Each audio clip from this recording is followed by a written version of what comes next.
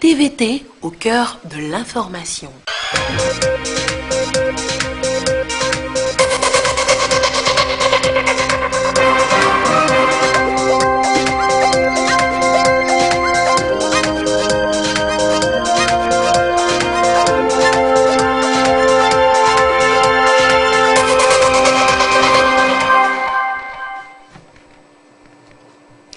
Mesdames, Messieurs, bonsoir. Il est l'heure du journal sur la télévision togolaise, dont voici les titres.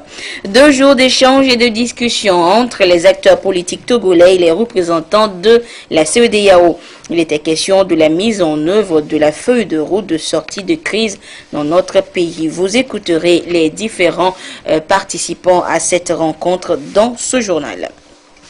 Notre pays et 10 autres du continent noir harmonisent leur plaidoyer à présenter à Genève en octobre prochain en matière de lutte contre le tabagisme. Il est question de parler d'une seule voix pour venir à bout du commerce du tabac. Et puis Dapan aux couleurs de la mode. Dapan Fashion Show a fait découvrir le savoir-faire de jeunes stylistes de la ville. Voilà pour les titres. Direction la primature où le chef du gouvernement Comissé L'Homme Classou a reçu ce matin M. Ousmane Diagana, vice-président de la Banque mondiale en charge des ressources humaines. Au centre de leurs échanges, le plan national de développement du Togo, les impressions de M. Diagana après sa visite au centre d'excellence régionale des sciences aviaires que son institution a financé à l'université de Lomé. La Banque mondiale, par la voix du vice-président, a exprimé au Premier ministre sa volonté de réviser sa stratégie de coopération pour l'alignement au PND. Nous l'écoutons au sorti de l'audience au micro de Christine Petchikialoudé. Nous sommes de passage à Lomé dans le cadre d'une visite dans la sous-région pour voir les conditions de travail de nos collègues qui sont basés au Togo et qui au quotidien accompagnent le gouvernement togolais et les populations togolaises dans la mise en œuvre des programmes de développement économique et social que la Banque mondiale soutient au Togo. Et Monsieur le Premier ministre, dans ce contexte-là, a eu l'amabilité de nous recevoir. Et nous avons pu discuter avec lui sur la vision du gouvernement qui vient d'être décliné dans le cadre du programme national de développement. C'est un programme cohérent, c'est un programme pertinent et nous avons dit à Monsieur le Premier ministre que la Banque mondiale va bientôt réviser sa stratégie de coopération avec le gouvernement togolais pour l'aligner sur ce nouveau programme de façon pour nous à avoir plus d'impact au niveau du pays, c'est-à-dire faire aussi en sorte que le Togo puisse être 100% bénéficiaire des actions et des initiatives que la Banque mondiale engage pour atteindre, n'est-ce pas, notre double objectif de l'élimination de l'extrême pauvreté partout dans le monde et de la prospérité partagée partout dans les pays où nous intervenons. D'ailleurs, nous sommes encouragés parce que nous avons pu voir ce matin, lorsque nous avons visité le centre d'excellence que nous finançons depuis quelques années, que véritablement il y a des efforts qui sont faits pour, par exemple, dans le domaine de la sécurité alimentaire, dans le domaine de la lutte contre la malnutrition, dans le domaine de la formation technique et professionnelle. Véritablement qu'il y a beaucoup de progrès qui sont faits au Togo et la Banque mondiale va continuer, n'est-ce pas, à accompagner dans le gouvernement pour l'intensification de ces efforts-là. Je vous le disais en titre, ce mardi est le deuxième jour de la réunion du comité de suivi de la mise en œuvre de la feuille de route de sortie de crise au Togo. La rencontre a réuni depuis hier les différents acteurs de la scène politique de notre pays avec la modération des ministres représentants des facilitateurs et la commission de la CEDEAO. Au terme de ces 2 jours de consultation et de discussion, le ministre d'État guinéen Thibou Camara, conseiller spécial du président Alpha Condé, l'un des facilitateurs, fait le point des travaux au micro de Augustin Kossi. Nous avons fait un relevé de conclusion qui, comme nous le faisons d'habitude, résume les positions exprimées par les uns et les autres, et nous en ferons un rapport fidèle à nos 2 chefs d'État, à savoir le président de la République de Guinée et son homologue du Ghana, qui à leur tour vont prendre en compte ces préoccupations et, comme ils ont aussi l'habitude de le faire, proposer des solutions pour franchir les obstacles qui se dressent sur le chemin du processus de facilitation qui nous a été confié à travers eux par la CEDEAO. D'abord, il faut se féliciter de la confiance qui renaît progressivement entre les acteurs et de la volonté partagée par eux de régler tous les problèmes qui se posent dans le processus par le dialogue et par la concertation.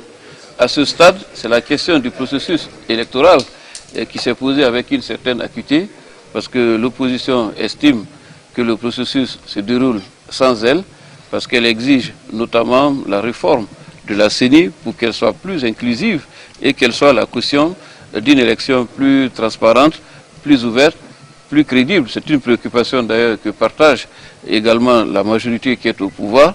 Il est de notre devoir de contribuer à ce que la CENI connaisse la recomposition souhaitée par toutes les parties, de manière à ce qu'elle contribue à renforcer le processus électoral, à ramener la confiance en son sein et surtout assurer une participation plus effective de l'opposition à ce processus. Nous sommes dans un processus qui nécessairement va rencontrer des difficultés, va rencontrer des goulots d'étranglement, mais à travers la volonté qui anime chacune des parties et aussi la persévérance de la médiation, c'est sûr que nous parviendrons, comme chaque fois, à des solutions qui satisferont l'ensemble des parties.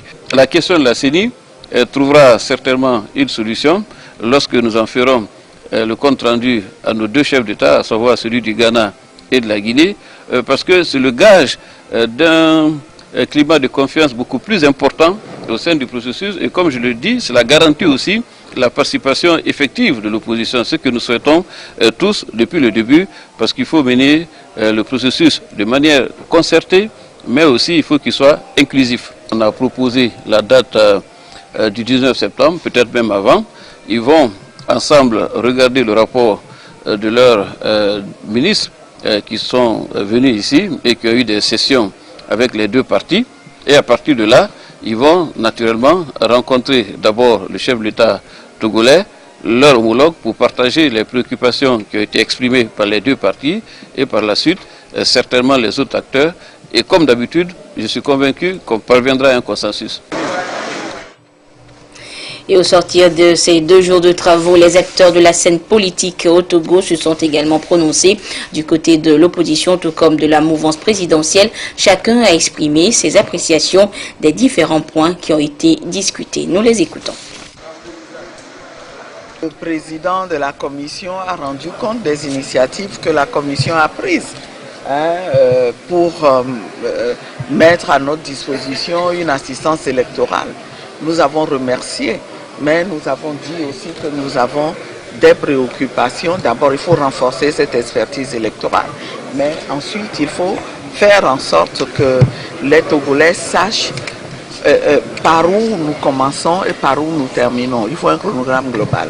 Il faut faire en sorte que ce qui se fait en ce moment à la CENI, il faut se prononcer là-dessus.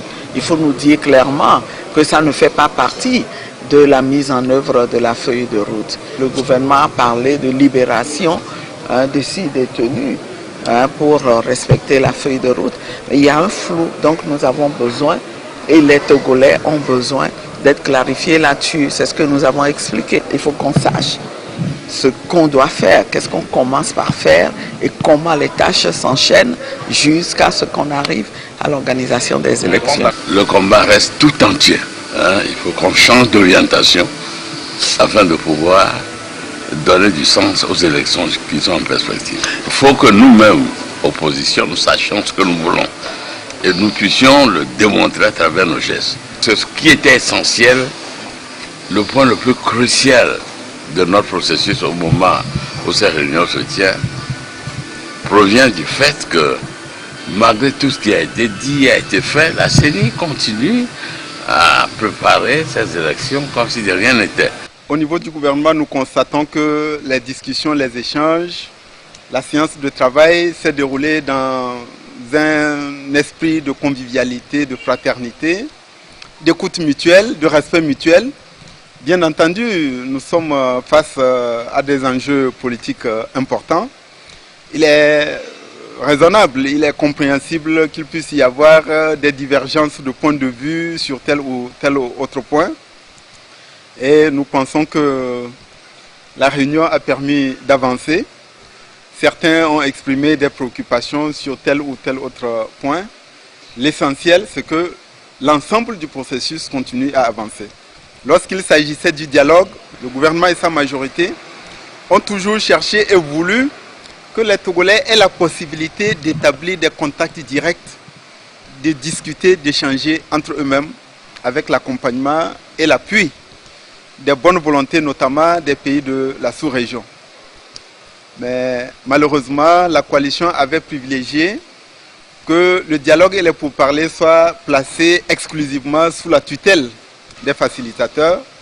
Nous avons accédé à cela et cela nous a conduit à la CEDEAO. Aujourd'hui, il y a des décisions, il y a des recommandations qui doivent être mises en œuvre.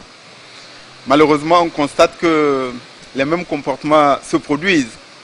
Au moment où le gouvernement et sa majorité expriment la disponibilité, l'ouverture à rencontrer, à échanger avec nos frères et sœurs pour que le processus de mise en œuvre puisse se faire de manière concertée, c'est le même langage qu'on nous tient.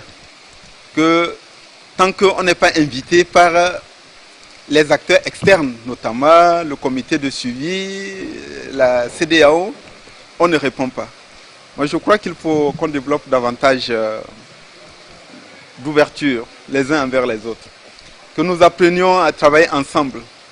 D'abord et en premier lieu dans le cadre des institutions de la République. Mais de manière informelle aussi, nous pouvons nous retrouver à n'importe quel moment, échanger sur les questions d'intérêt commun et voir comment nous pouvons chacun apporter son talent, sa contribution pour que ça puisse aller.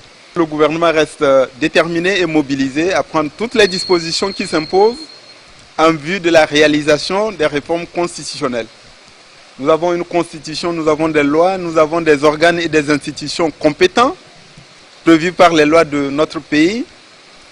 Les initiatives seront prises pour qu'un débat démocratique ait lieu à l'Assemblée nationale et que les réformes constitutionnelles qui sont préconisées par les décisions et la feuille de route de la CEDEAO puissent être réalisées et mises en œuvre dans les délais requis. Cela signifie au même moment où il sera rendu compte à la prochaine conférence des chefs d'État et de gouvernement, le 22 décembre à Abuja, du bon déroulement et de l'issue des élections législatives.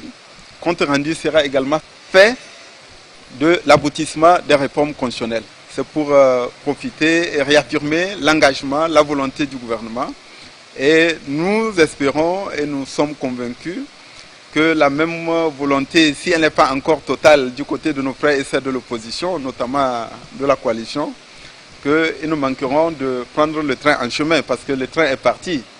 Il s'agit maintenant de le rattraper et de faire en sorte que nous puissions parachever le chemin et la route ensemble sur la voie de la mise en œuvre des réformes, sur la voie de la tenue des élections le 20 décembre 2018, sur la voie de la consolidation des mesures de confiance et de décrispation, et bien entendu, la nécessité d'examiner la question du vote des Togolais résidant à l'étranger et de voir ce à quoi nous pouvons aboutir.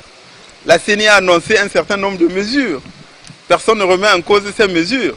Quelles que soient les préoccupations qui sont exprimées, l'État continue, les organes, les institutions du pays continuent.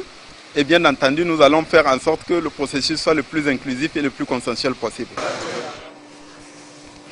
L'autre actualité, c'est le Forum togolais de la société civile pour le développement qui célèbre la journée mondiale de lutte contre le terrorisme. Cette association appelle les uns et les autres à œuvrer en vue de la consolidation de la paix et de la sécurité au Togo et en Afrique en luttant contre le blanchiment des capitaux et le financement du terrorisme sur le continent. Le compte rendu avec Komu Poyoli. Quelle stratégie pour freiner ou venir totalement à bout du blanchiment de capitaux en Afrique de l'Ouest et au Togo? Le Forum togolais de la société civile pour le développement s'inquiète encore de cette pratique à l'origine du terrorisme sous toutes ses formes qui sèment de plus en plus la désolation. Il faut donc sensibiliser les populations togolaises sur les dangers liés à ce fléau. Lorsque nous irons vers la population, nous allons les sensibiliser sur les risques liés au terrorisme. Nous allons promouvoir la sécurité. Nous allons également promouvoir la bonne gouvernance. Cette initiative s'inscrit dans la logique de la célébration de la Journée mondiale de lutte contre le terrorisme. Jusqu'ici, on reste unanime que le blanchiment de capitaux est une pratique qui vise à introduire dans les circuits financiers et économiques des fonds acquis par des manœuvres délictueuses et criminelles. La 8e conférence des parties à la convention cadre de l'OMS pour la lutte anti-tabac se tiendra en octobre prochain à Genève, en Suisse, et sera suivie de la MOP, partie du protocole du 8 au 10 octobre dans le même pays. Pour ce faire, le Togo, pays représentant africain au bureau de la COP, se prépare activement avec les autres pays du continent pour aller d'une seule voix, pour parler donc d'une seule voix dans le contexte de la lutte contre le commerce illicite du tabac. 10 pays réfléchissent justement à Lomé depuis ce matin afin de définir de nouvelles stratégies à présenter prochainement à Genève. Les précisions avec Gérard Lagoudo. La consommation des produits dérivés du tabac tue entre 33 et 50% des fumeurs en moyenne 15 ans avant l'espérance de vie par rapport au reste de la population. Pour une lutte collective contre ce fléau, lors de la 8e conférence des parties à la convention cadre de l'OMS à Genève en Suisse en octobre prochain, le gouvernement togolais, à travers le ministère de la Santé et de la Protection sociale, en partenariat avec l'Alliance pour la convention cadre, a initié cette rencontre pour réfléchir sur les stratégies visant à maximiser la transparence des délégations qui vont participer aux travaux de la COP et de la MOP dans la première dizaine du mois d'octobre. D'abord, c'est vrai qu'il y a une équipe qui a déjà fait un pré-travail, donc on va le mettre à disposition par rapport au pays présent. Donc c'est le Togo en fait qui a fait le pré-travail et donc on va le mettre à disposition, quitte à ce que les pays qui sont là l'amendent ou apportent des améliorations, et cette stratégie sera maintenant apportée à Brazzaville la semaine prochaine pour pouvoir mettre en place la grande stratégie africaine pour pouvoir aller à la COP en octobre. 10 pays prennent part à ces travaux de réflexion, dont 5 issus de l'Afrique anglophone et 5 de l'Afrique francophone. La sous-région ouest africaine aura un programme commun de lutte contre le tabac conformément aux décisions qui sortiront de la rencontre de Genève. La lutte contre le tabac, c'est un mouvement d'ensemble. Donc la majorité des pays de l'Afrique de l'Ouest ont ratifier ce protocole. C'est vrai que nos territoires ont des frontières un peu poreuses, mais comme c'est un mouvement d'ensemble, ça va limiter énormément ce commerce illicite. Ça va permettre à nos bureaux de douane d'engranger un meilleur revenu. Ici, on reste optimiste et beaucoup espèrent qu'à l'issue de la 8e conférence de la COP et la MOP, le poids du tabagisme sera libéré de la santé, de l'économie et de l'environnement mondial. Et le tabac nuit à la santé, mais le VIH-Sida est également un autre danger pour la santé humaine. Et les maires de 21 communes du Togo sont réunis à Lomé pour évaluer la mise en œuvre des plans d'action de lutte contre la pandémie, justement, dans les villes de Lomé, Atakpamé, Sokodé et Kara. Il sera donc question de faire le bilan des actions déjà menées dans ces différentes communes ciblées. Le compte rendu avec Ramdan Bassina. Cela dit, n'oublions Lomé, Atakpamé, Sokodé, Kara, des villes reconnues comme milieux à fort impact du VIH-Sida. Après donc la signature de la déclaration de Paris sur la lutte contre le VIH-Sida par le Togo, des mesures idoines ont été prises pour réduire sensiblement le taux de prévalence du VIH dans ces communes. Il s'agit notamment des plans d'action contre le VIH-Sida. À Atakpamé par exemple, l'accent a été mis sur la sensibilisation, le dépistage et la prise en charge. Chez nous avons élaboré un projet pour la commune que nous avons dénommé Génération sans sida. Nous avons pris sur nous que d'ici, c'est depuis 2016 et 25 ans après, au moins qu'il n'y ait plus de cette génération-là qui soit porteuse de sida. Nous avons commencé par les établissements. On a fait des clubs de Génération sans sida au niveau des établissements, au niveau des quartiers, et nous avons même fait des tests de dépistage au niveau de tous les quartiers et au niveau des établissements. Le résultat est encourageant étant donné que des élèves commençaient par se sensibiliser et sensibiliser leurs collègues. Les maires des communes ciblées vont donc présenter ici les différentes actions menées en vue de permettre à la coordination de lutte contre le sida de faire le point sur les résultats obtenus en vue de renforcer la lutte dans toutes les villes du Togo. Au Togo, l'épidémie de VIH est 2 fois plus élevée en ville qu'en milieu rural.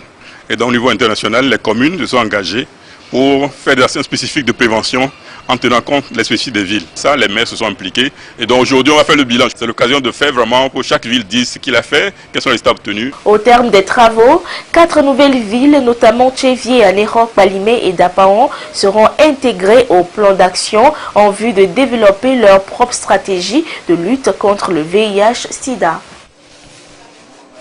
La 3e conférence africaine des femmes de base est ouverte à Lomé ce mardi et ce pour 4 jours. Les femmes venues des 4 coins du continent noir vont échanger entre elles pour apporter leur contribution à la promotion de la femme africaine en matière d'éducation, d'apprentissage et également pour le renforcement d'un environnement d'échange et de partage. La rencontre est placée sous le thème Femmes et engagement. Les détails avec Ekouissala. On les appelle des femmes de base en raison de leur dynamisme dans la lutte contre la précarité dans leurs différents milieux. Elles se reconnaissent de par leurs multiples activités en l'estat de celle-ci, objet de cette exposition. Ici à Lomé, elles ont répondu présentes à la 3e conférence africaine des femmes de base. Une rencontre continentale qui va permettre à ces femmes de partager leur expérience et savoir-faire. 4 jours pour échanger sur les stratégies essentielles pouvant aider les femmes vulnérables dans leur processus d'émancipation pour qu'au-delà de leur statut de femme, elles soient aussi engagées. Les problèmes des femmes sont à différents niveaux. On ne prend pas la femme dans la globalité pour traiter de ces difficultés. Les difficultés sont de façon hiérarchisée, on pourrait le dire, parce que les femmes à la base ont d'autres problèmes que les femmes en ville ou les femmes scolarisées ou les femmes actives n'ont pas. Nous essayons à travers notre mouvement, à travers cette conférence, de discuter profondément des problèmes sociaux de base, des problèmes existentiels des femmes à la base. C'est le partage d'expériences, ce sont les partages des difficultés sur le terrain qui va nous amener à réfléchir ensemble pour discuter de comment on trouve les solutions à ces problèmes. En tant que femmes, il nous est beaucoup demandé. Donc nous aurons pendant ces 4 jours à tenir 3 panels. Et un des panels va concerner la radicalisation sociopolitique, le rôle que doit jouer la femme. Et l'autre panel sera sur la priorité pour les femmes et où trouver les moyens dans cette lutte-là pour pouvoir faire des actions concrètes. Et nous aurons un 3e panel qui sera sur la stratégie de mobilisation des femmes.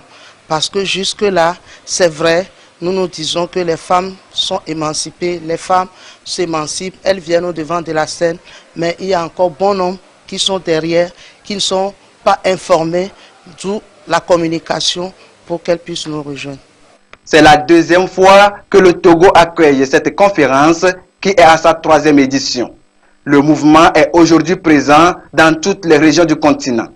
L'objectif à cette rencontre de Lomé, c'est aussi d'amener tous les États africains à adhérer à l'initiative pour mieux prendre en compte les besoins fondamentaux des femmes de base. Une rencontre nationale d'échange sur la validation du document du projet pays de promotion du travail décent est ouverte ce matin à Lomé. Il est question pour les parties prenantes d'identifier les actions pouvant offrir de meilleures conditions aux travailleurs togolais. Les précisions avec Yasmine Kodia et Antoinette Romao. Promouvoir une croissance économique soutenue, partagée et durable, avec à l'appui le plein emploi productif et un travail décent pour tous, implique la création des conditions garantissant des emplois de qualité stimulants. Un idéal que le gouvernement s'active à offrir aux Togolais. Élaboration du programme pays de promotion du travail décent couvrant la période 2018-2021 qui est en cours de validation en est une illustration. Il est conçu pour améliorer les conditions de vie et de travail des employés et axé sur 3 points. Le premier axe porte sur la promotion de l'emploi. Vous savez déjà ce que ça signifie. La promotion de l'emploi, c'est ce qui veut dire que de tous les mécanismes qui sont mis en jeu pour que tout le monde puisse trouver du travail, mais ne pas trouver du travail parce qu'il faut trouver. Le deuxième axe porte sur la promotion de la protection sociale. Vous savez que la protection sociale permet à chaque individu, à tout moment, de pouvoir subvenir à ses besoins au moins les plus élémentaires. Le troisième et dernier axe porte sur la promotion des normes par le dialogue social. Donc, nous pensons que le dialogue social, c'est une activité, c'est un axe transversal qui est nécessaire dans l'évolution des relations de travail. Nous pensons que si ce document est effectivement mis en œuvre, les conditions de travail, les conditions de productivité sur le plan national, même l'amélioration des recettes se feront sentir. Ce sont ces actions qui ont d'ailleurs soutenu la baisse du taux de pauvreté qui est passé de 58,7% en 2011 à 55,1% en 2015 selon l'enquête CUBE. Le taux de couverture de la population en protection sociale est passé de 5% à 10%. C'est l'exemple le plus récent. Ceci témoigne justement la volonté du gouvernement à promouvoir le travail décent et de meilleures conditions de travail à tous. Et parlons toujours de travail décent. L'Office togolais des recettes OTA a réuni ce matin à Lomé les candidats admissibles au dernier concours qu'il a lancé pour les sensibiliser sur les objectifs et missions de l'OTA. L'idée est de permettre à ces futurs agents de l'Office d'être au parfum des activités de l'OTA. Carmen Madji Akako pour le compte rendu.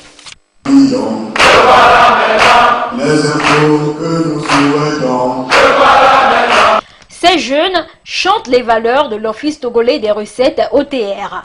Des valeurs pour donner au Togo les moyens de son émergence. Ils sont plus de 300 personnes à être recrutées comme agents d'appui fiscaux et agents de surveillance du territoire douanier au dernier concours de recrutement de l'OTR.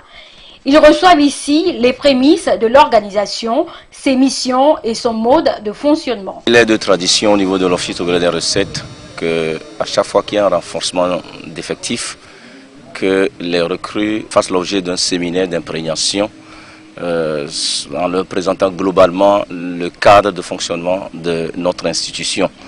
Donc, l'Office vient de recruter, nous sommes d'ailleurs toujours dans la phase de recrutement. Nous avons donc entamé cette session de formation et de sensibilisation qui va durer 2 jours pour leur permettre de se retrouver, d'être dans le bain de ce que nous faisons aujourd'hui dans le cadre de l'Office togolais des recettes, cette réforme majeure et importante pour le gouvernement qui intègre désormais les deux plus grands régis de l'État togolais, à savoir la douane et les impôts.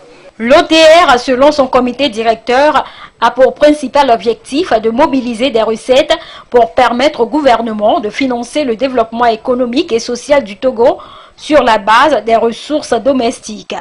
Après leur avoir énuméré les missions pour lesquelles ils sont appelés, le commissaire général de l'OTR a exhorté ces jeunes à faire montre de sérieux, d'assiduité et d'abnégation pour permettre à l'institution de donner plus de moyens au développement du pays.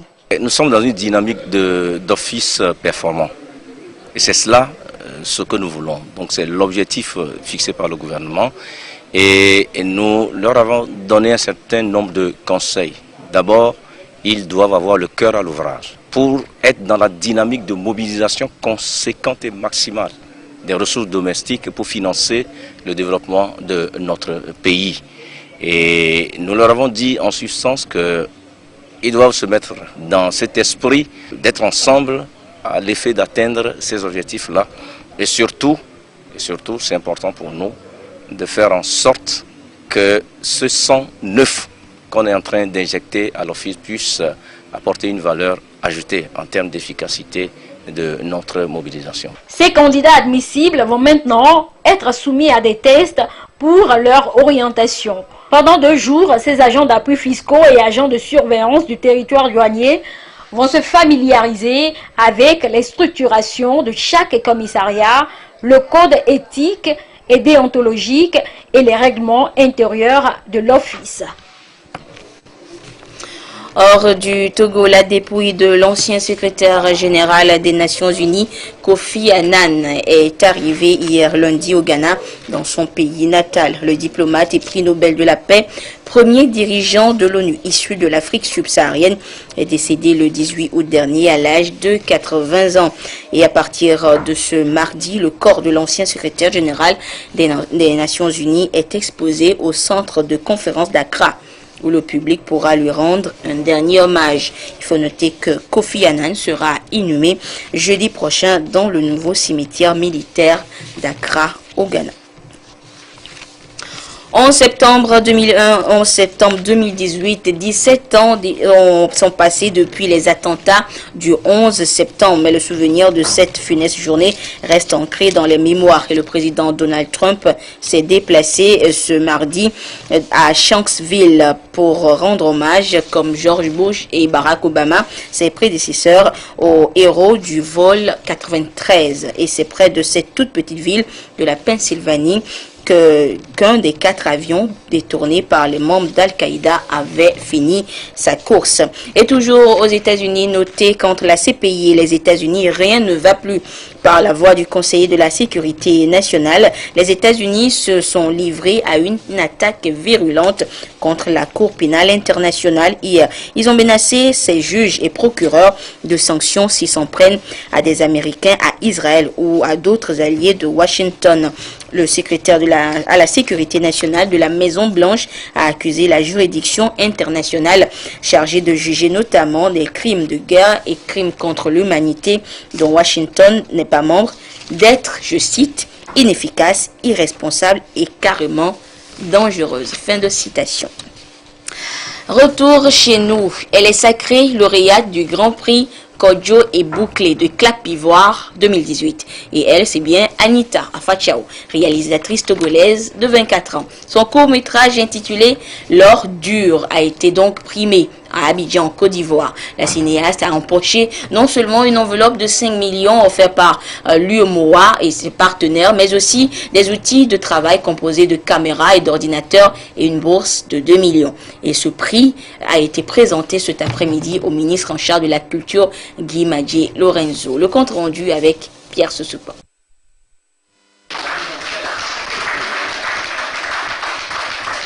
L'émotion ne l'a pas encore quitté depuis la tombée du palmarès du Clapivoire. Anita Afachao a été sacrée lauréate du Grand Prix Kodjo et Bouclé, édition 2018. Le prestigieux trophée est présenté à Guy Madjé Lorenzo, ministre de la Culture.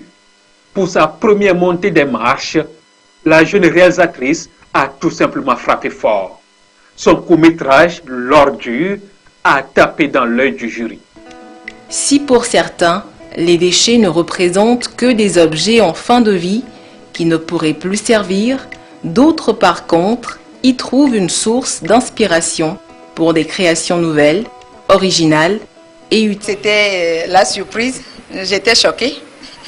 J'étais choquée mais agréablement, j'étais surprise parce que je ne m'attendais plus qu'on me donne un prix et voilà que j'ai le grand prix. L'or, c'est une richesse dure dans la dureté, le temps que ça peut faire encore. Donc l'ordure, c'est ces richesses-là, ces ordures qu'on change, qui deviennent richesses, qu'on peut utiliser à nouveau, qui vont rester encore plus longtemps. Et après ça, j'étais vraiment reconnaissante à tous ceux qui m'ont aidé. À Joël Tchédré, qui est mon producteur, qui a cru en moi. Je suis venue sans formation, il m'a offert un stage et le stage a débouché sur la fabrication de ce film. Un film didactique, un film sensibilisateur qui montre que des détritus ou des déchets de tout genre peuvent encore constituer de la matière première. Pour son producteur, elle a fait d'un coup d'essai un coup de maître. C'est un sentiment de satisfaction pour la structure de production que je dirige et pour moi-même, puisque si j'ai été codé ou bouclé, qu'aujourd'hui j'ai accompagné quelqu'un d'autre et qui a eu ce prix, ce prestigieux prix, ça veut dire que c'est une confirmation pour ma structure et pour ma carrière de producteur. Impressionné par la qualité de ce qui est fabriqué, Guy Madié Lorenzo reste conforté. Aux âmes bien nées, la valeur n'attend point le nombre des années. Son film L'or dur est un documentaire qui nous interpelle à plus d'un égard. Aujourd'hui, nous avons une jeune réalisatrice de 24 ans, talentueuse, qui vient de montrer que le travail et l'excellence apportent toujours des résultats. Et pour son premier clapivoix, pour son premier documentaire, revenir avec un tel prix, c'est extraordinaire. Grâce à elle, notre pays a été mis encore à l'honneur. Cela, c'est le travail de l'équipe de la Direction nationale de la cinématographie qui met en œuvre nos missions, lesquelles missions sont tirées de la vision du chef de l'État. Il y a quelques semaines, le Conseil des ministres a adopté le projet de loi sur le code du cinéma et de l'image animée. Ce prix qui vient d'arriver, que nous venons, le Togo vient de recevoir à travers Mademoiselle Afachao, montre que nous sommes dans la bonne direction et que le travail qui est fait depuis quelques années maintenant vis-à-vis du cinéma, le renouveau, nous allons vers le renouveau du cinéma togolais, eh bien, porte ses fruits. Anita Afachao n'a fait aucune étude en cinématographie. Avec l'enveloppe de 7 millions empochée et ce trophée de 4 kg, elle compte aller loin, très loin, et tenter sa chance dans le cinéma. Et nous sommes justement sur ce plateau avec la lauréate du prix Kodjo et bouclé, donc Anita Afachao, et sur ce plateau avec son trophée, je le rappelle, de 4 kg 500. 4 kg 500. Alors Anita Afachao, bonsoir une fois encore. Bonsoir. On a compris que l'émotion n'est pas encore retombée. Alors dis-nous, qu'est-ce qu'on ressent quand on remporte ce prix-là? C'est-à-dire que vous n'étiez pas préparé, on a compris que vous n'avez pas suivi de formation en tant que cinéaste et tout. Et voilà, boum, vous recevez ce prix. Qu'est-ce qu'on ressent? On veut encore écouter Anita nous dire ce qu'elle a ressenti ce jour-là. Comme je venais de le dire tout à l'heure dans le reportage, j'étais choquée. J'étais choquée parce que à ce moment du palmarès, on ne s'attendait plus à rien, mais agréablement, le titre de mon film a été annoncé. Je ne sais plus ce qui s'est passé après parce que j'étais vraiment ébue. On a vu sur les images avec notre envoyé spécial.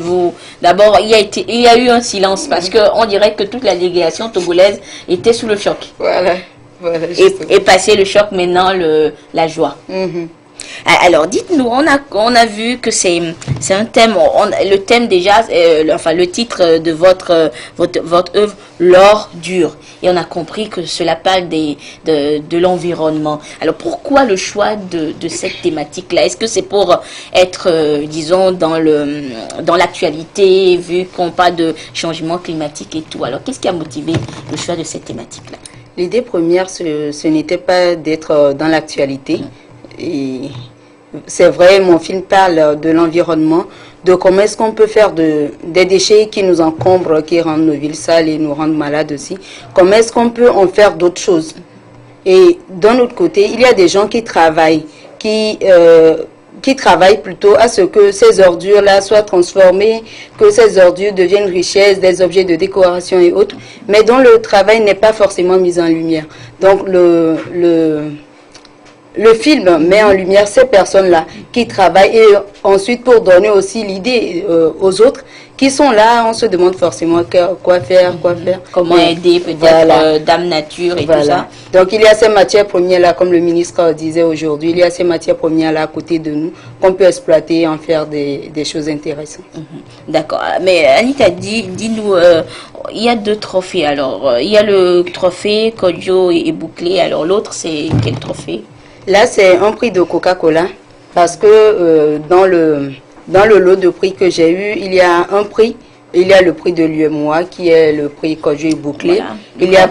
Voilà, il y a le prix de Coca-Cola qui est ce trophée des Lacoste et autres. Il y a le prix Orange, donc qui était composé d'ordinateurs, un micro, une caméra et d'autres petits gadgets. Et puis, il y a quoi encore? Il y a la Bourse Canal, voilà. La Bourse Canal d'une valeur de 2 millions de francs. Voilà, justement, il faudrait que tu parles de, disons, la somme. On a parlé de 5 millions. Oui. Alors, voyons tous ces prix que tu as reçus. Alors, dis-nous, quelle est la suite? Avec tous ces prix, on va dire, tout cet argent, quelle est la suite? Quelle sera la suite? La suite, c'est déjà de faire un meilleur travail. Parce que c'est vrai, le film a été primé, ça ne s'arrête pas là. Il faut faire d'autres films pour confirmer en fait le travail qui a été déjà fait. Donc cet argent va servir forcément à la production d'un autre film ou de plusieurs autres films. Et la Bourse Canal, bon, pour le moment, on est en train de voir s'il faut faire une formation parce que c'est nécessaire ou acheter du matériel, de l'équipement pour produire.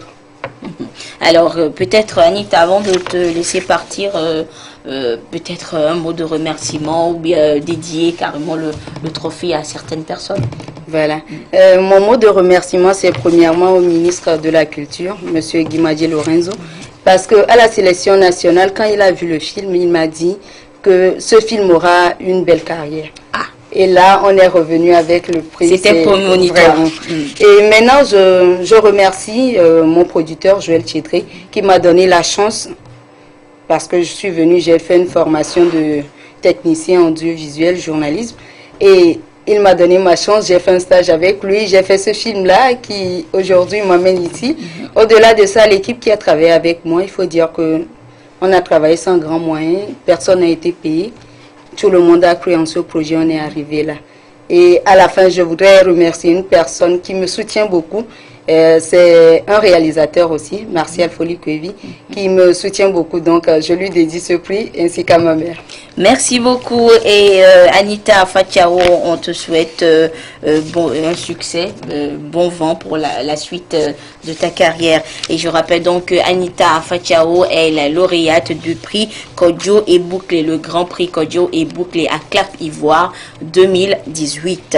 Et parlons toujours de la culture. Le ministre en charge de la culture informe les responsables d'associations culturelles, des groupes folkloriques, des comités villageois de développement, les comités de développement de quartier, les praticiens, les facteurs des instruments de musique traditionnels, les gardiens des us et coutumes, les jeunes chercheurs, qu'il est organisé à leur intention des ateliers régionaux de sensibilisation et de renforcement de capacité des communautés et acteurs locaux sur la mise en œuvre de la Convention de l'UNESCO de 2003.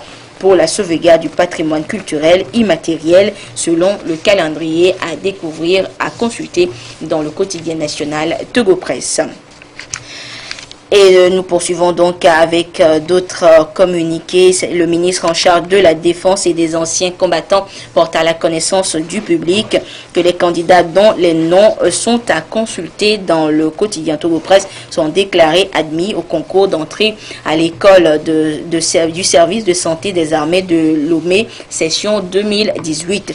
Ils sont priés de se présenter à l'école du service de santé des armées de Lomé le samedi 15 septembre 2018 à 6h avec les attestations du baccalauréat, deuxième partie. Et tous ceux qui ne se présenteront pas avant le dimanche 16 septembre 2018 à 17h seront considérés comme démissionnaires.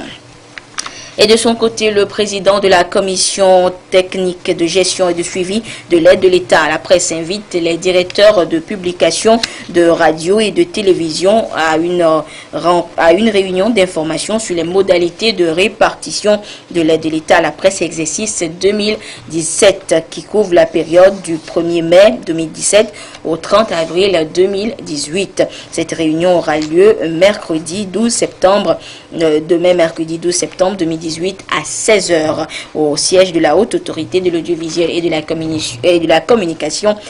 Et vu l'importance de l'ordre du jour, la présence de tous est vivement recommandée. Et c'est sur ce communiqué que prend fin cette édition. Merci de votre fidélité à la télévision togolaise. Excellente suite de nos programmes. Au revoir.